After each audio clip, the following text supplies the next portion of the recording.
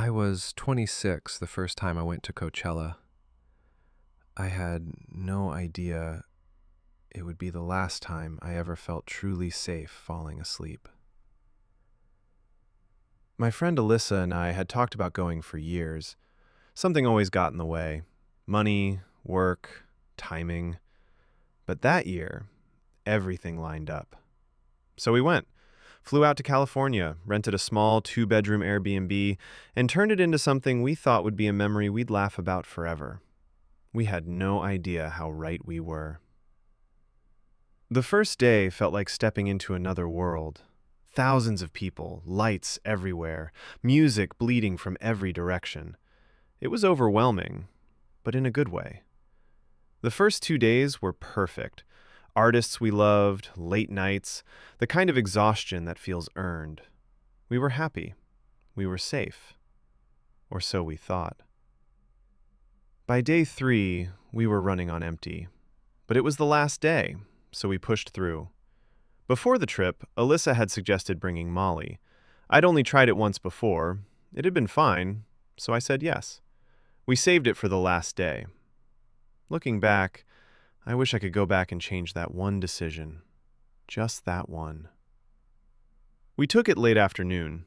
At first, nothing. We even joked that it might be weak.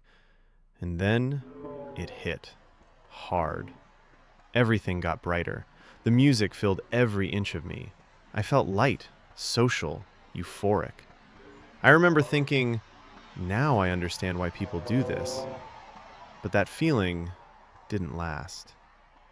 That's when I started noticing him.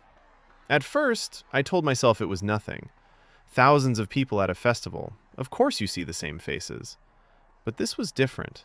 This felt different.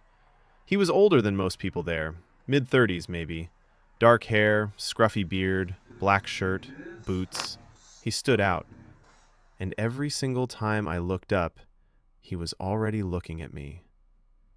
Near the drink stand, between the stages, by the far fence, same man, same eyes, every time. I told Alyssa. She laughed. Said it was probably just the Molly.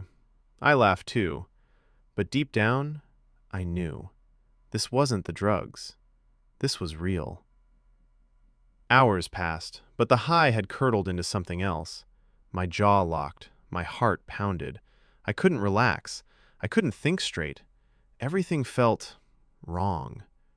And then he appeared, right in front of me, out of nowhere. He started dancing nearby, smiling, acting casual, like we were old friends. Then he leaned in, and he started talking, flirting, telling me I looked good, asking if I was alone. I told him I was with my friend, stayed polite, kept it calm, but he didn't leave. I turned to grab Alyssa, and she was gone. I spun around, pushed through bodies, searched every face. Nothing. The man noticed. He smiled and said, "Did you lose your friend? I can help you find her."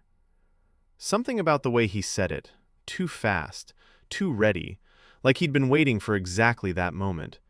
I said no, and I ran. I found a quiet corner and sat down, and that's when everything broke apart. My vision distorted, the lights smeared, the ground moved. People around me became shapes. I knew something was seriously wrong. I called Alyssa, over and over. The signal kept dropping. On the 5th try, she picked up. I told her where I was. She found me 15 minutes later. One look at my face, she knew. We left. We didn't say goodbye to anyone. We just left. Back at the Airbnb, I collapsed into bed, still high, still shaken, but exhausted enough that sleep came fast. I told myself it was over. I told myself I was safe. I told myself the hardest part was behind me. I was wrong. I woke up. I don't know what time it was. I don't know what woke me. But when I opened my eyes and looked toward the doorway, there was someone standing there, tall, completely still, just watching. My first thought was Alyssa, but it wasn't Alyssa. It was too big, too still, And then I saw the face. It was him, the man from the festival, standing in my doorway, in the dark, in our Airbnb, looking at me. I screamed. I pulled the covers over my head and kept screaming until Alyssa came running. She turned on the lights. She checked every corner. There was no one there. She held me while I shook and told me it was the drugs, told me it wasn't real. I almost believed her. The next morning, Alyssa woke me up screaming. I sat up. She was staring at the floor, so I looked down. Muddy boot prints, starting at the front door, moving down the hallway, stopping right at my bedroom doorway, then turning around and going back out, exactly where he was standing.